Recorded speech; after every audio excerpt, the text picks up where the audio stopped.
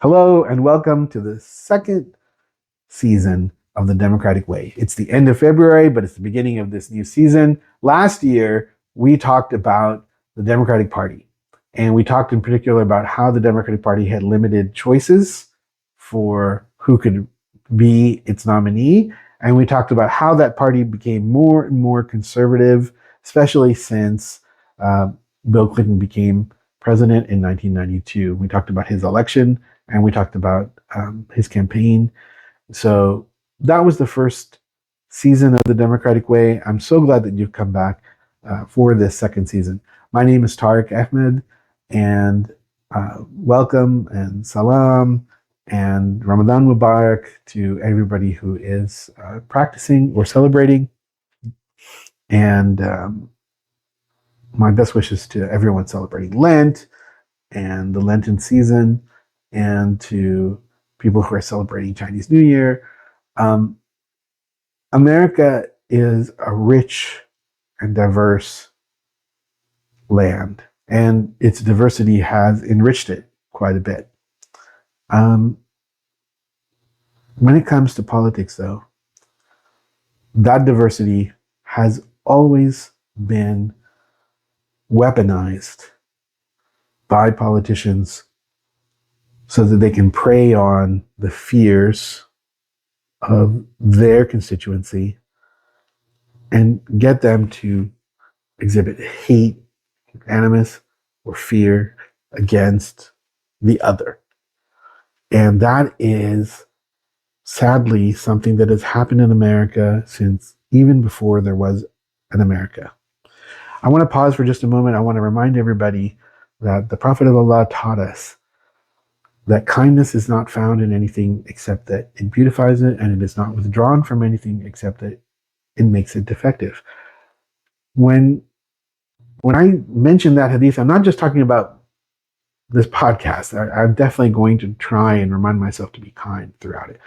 But I'm also talking about, in this case, our politics. And I'm talking about that, what I just mentioned, that politicians using racial animus, using religious bigotry, using any kind of animus they can to advance their own agendas by stoking the fears and the hatred of their constituencies against another community in the United States.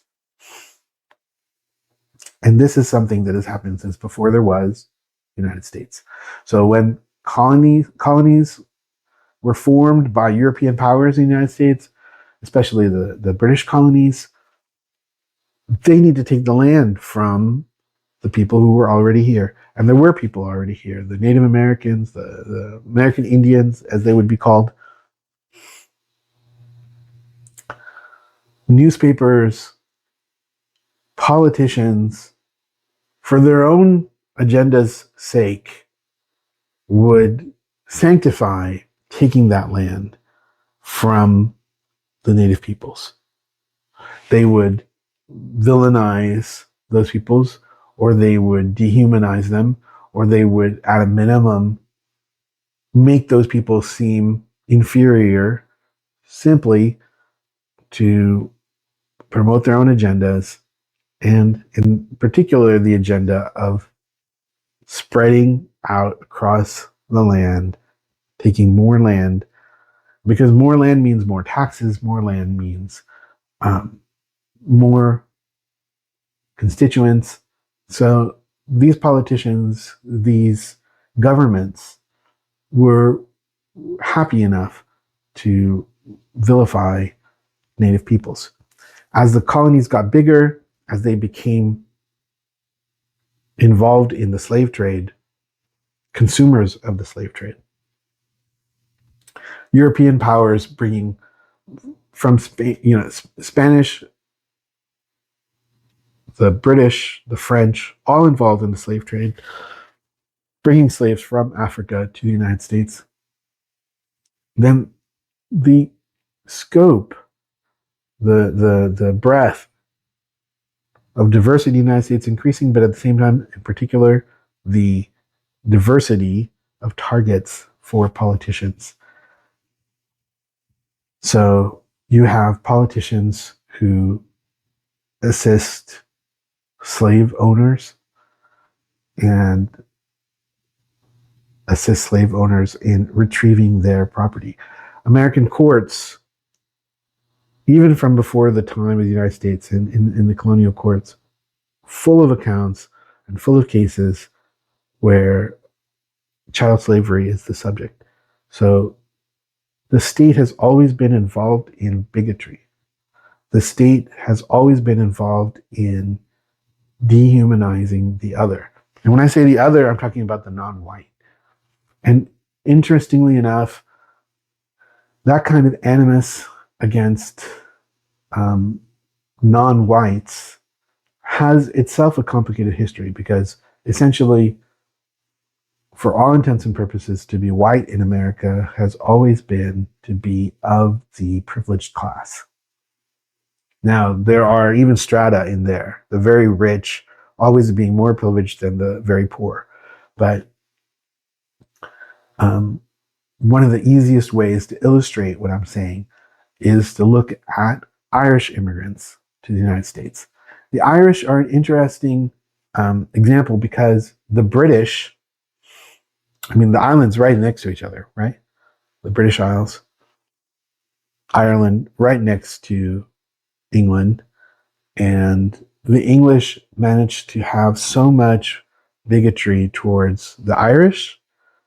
You may have heard of the pseudoscience in which people's skulls were being measured, the size of people's heads were being measured, bumps were being measured, all in order to proclaim that the white race, meaning the English, the Anglo-Saxons, were more intelligent or more advanced than other races. Well, the other races included the Irish.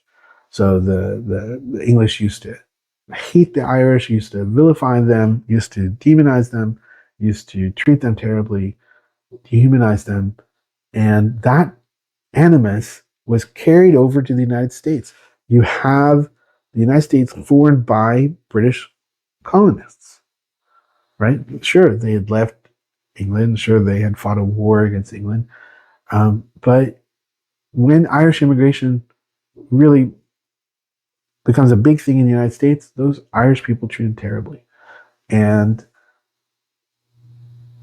they just joined a long line of people who had been treated terribly. It started again with the Native Americans. That includes hundreds of years of cruelty against slaves, but also of law enforcement, forcing slaves back into their servitude. So when we talk about state violence today in the United States, in particular, the violence of ICE, the law enforcement agency tasked with enforcing immigration policies, it's not surprising that in the long, long legacy of such violence against immigrants and against the other, that ICE would be violent against immigrants today. What has surprised so many people in America is that violence has taken the form that it has. The masks, the hidden identities, the complete disregard of the judicial system. They're not used to seeing that, and we're only seeing it really because of social media. If it were not for the fact that it can be thrown in your face again and again and again what's happening, people would ignore it. That's what's happened in the past. Because when I look at the videos of ICE raids taking place, I think of nothing but the way that fugitive slave acts were enforced in the United States. Fugitive slave acts were meant to help anybody collect a bounty for bringing back a fugitive slave to its owner. It allowed those slave owners to go into the North and look for their slaves. And essentially, who would they go to? Well, they would go to black people. And that was fine because slaves had to have been black people. So you could go to any black person and you could accost them and you could force them to prove their innocence and you could treat them awfully with almost no recourse. Does this sound familiar? It should, because that's ICE, right? They're not engaged in fugitive slave repatriation. They're engaged in the repatriation of people who came to the United States seeking a better life, or came to the United States seeking an education, and for whatever reason became prey to immigration courts and prey to immigration enforcement actions. And now the government is going after those people, and the way it goes after those people is just as viciously as it went looking for fugitive slaves. It is exactly the same. There isn't any difference at all. And the fact that we are watching Americans protest against it is wonderful. And the fact that we are watching those protests be met with force should not surprise anyone who has looked at history, who has looked at how police have treated anybody trying to defend the other from that law enforcement action in the past. This is a very sad history. And this episode is not solely about state violence, and it is not solely about the history of mistreatment of Native Americans or the history of treatment of Black people. This is much too small a format for that. We have not done more than scratch the surface. But the reason we've scratched the surface is to point out the role of politicians. And that role is not just in enabling all of this, but it is also their own desire to advance themselves by preying on those fears. So they stoke the fears of their constituency. They stoke the animus. They play into the outright bigotry in many cases of their constituents against people who don't look like them, right? It used to be against people who look like them, to me, like the Irish, but now in particular against people who don't look like them, don't sound like them, don't have names like them. So they will go after Black people, they will go after brown people, Haitians, they'll go after Venezuelans, they'll go after people from Latin America, period. They will go after Arabs, they will go after Indians.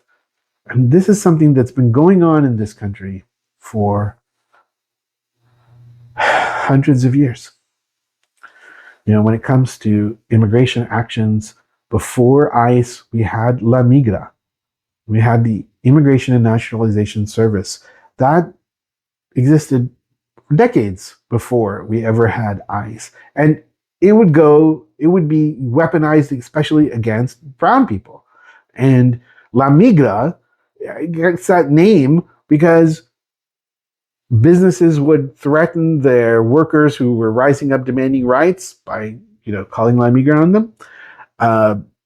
If you were a disgruntled white diner at a restaurant, you might threaten your waiter or the staff by, with calls of La Migra on them. It's a horrible thing, this kind of animus. But this has been going on again since the beginning of the country.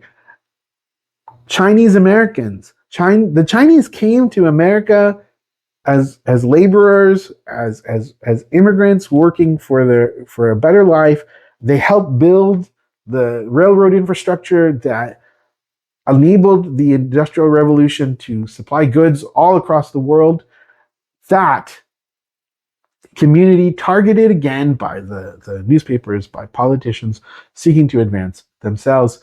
You have the Sikh Indians from the Sikh community who did really well in the Pacific Northwest, came again as laborers, came again and invested their money into businesses, targeted by politicians, by animus, and then immigration laws, curbing immigration from the Chinese, curbing immigration from India. All of that is American history. And it goes back decades and decades and decades, we have to recognize that that has been going on.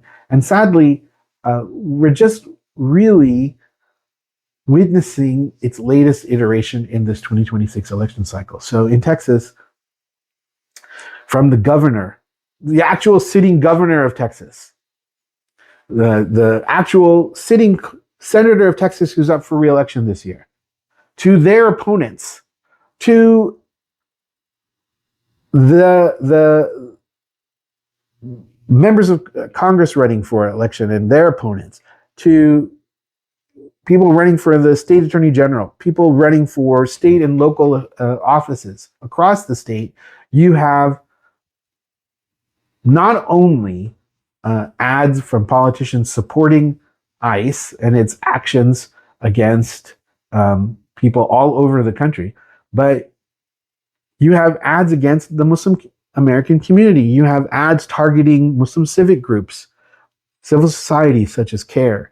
You have them targeting their opponents for simply having visited a mosque or for having, supported the Muslim culture in some way.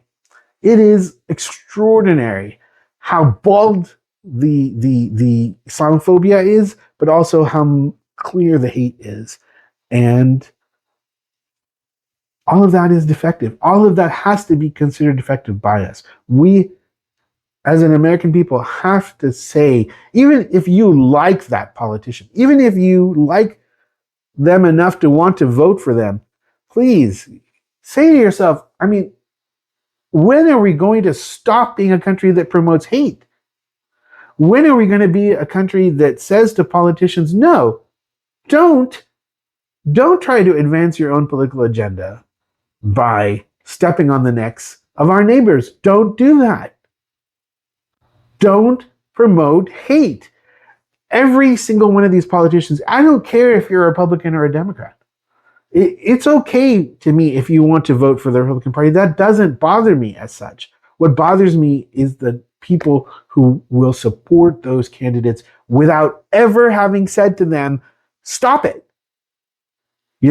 I support your policies because your policies on this, and this appeal to me, but I don't support hate. I don't support your hatred of my neighbors. Stop the animus, please. That's that's what's missing here. And it's sadly missing all across the spectrum because yes, there are a ton, especially Republican. I'm sorry to call you out, but they're mostly Republican candidates who are doing this, but they're not only the ones to blame. Even among the Democratic Party, you have Democrats who have not called out their opponents for the animus in their ads. Why not? Why shouldn't it be just as wrong today in America for a politician to run an Islamophobic ad, to run an ad accusing Muslims of being terrorists, as it would be today for them to run ads accusing Black people of spreading crime in their neighborhoods? It's insidious. It's evil. It's wrong. It's not true. It's not how politics should be done, but it has been successful for politicians in America since its founding. It's part of the DNA of politics in America until we stop it. So again, ask the candidates that you support to speak out against it. If those candidates are running those ads, ask them to stop it. Tell them that it endangers your vote, that you may not vote for them, despite whatever you like about them, simply because of this evil that they are perpetuating. It will not stop on its own. Because all the votes that those politicians get, the ones who have run those ads, all the votes that they get from people who have never told them to stop running those ads, they're going to attribute it to their campaign strategy. That strategy includes those ads. That's simply how it is. And I can't encourage you enough to vote. I do believe that every person who has U.S. citizenship, who has registered to vote in a timely fashion, should vote. I think that participation is important. But vote conscientiously and use your voice. If you're afraid to speak out, and I can understand that, if you're afraid to speak out, at least speak out with your vote, right? If you're going to not speak out against a politician, if you're not going to call a politician and tell them, stop running those ads, then don't vote for them.